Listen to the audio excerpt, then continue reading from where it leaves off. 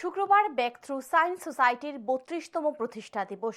Back through science society Tripura চ্যাপ্টারের উদ্যোগে দিনটি বিভিন্ন কর্মসূচির মধ্য দিয়ে উদযাপন করা হয়। সংস্থার প্রতিষ্ঠা দিবস উপলক্ষে এদিন প্লে কার্ড হাতে নিয়ে আগরতলা শহরের সাধারণ মানুষকে বিজ্ঞানের বিষয়ে সচেতন করে back through science society Tripura চ্যাপ্টারের সদস্যরা উপস্থিত ছিলেন।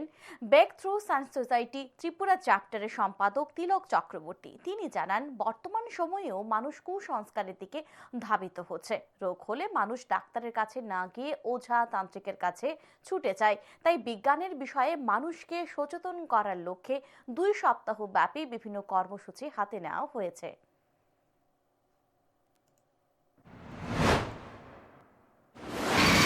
পরিকল্পনামূলক বিভিন্ন কল্পিত জিনিস সিলেবাসের মধ্যে যুক্ত করা হচ্ছে।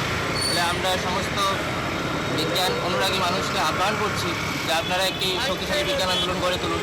বিজ্ঞান মনস্কতার প্রসারের জন্য ব্যাক থ্রু সায়েন্স সোসাইটির সদস্যপদ গ্রহণ করুন।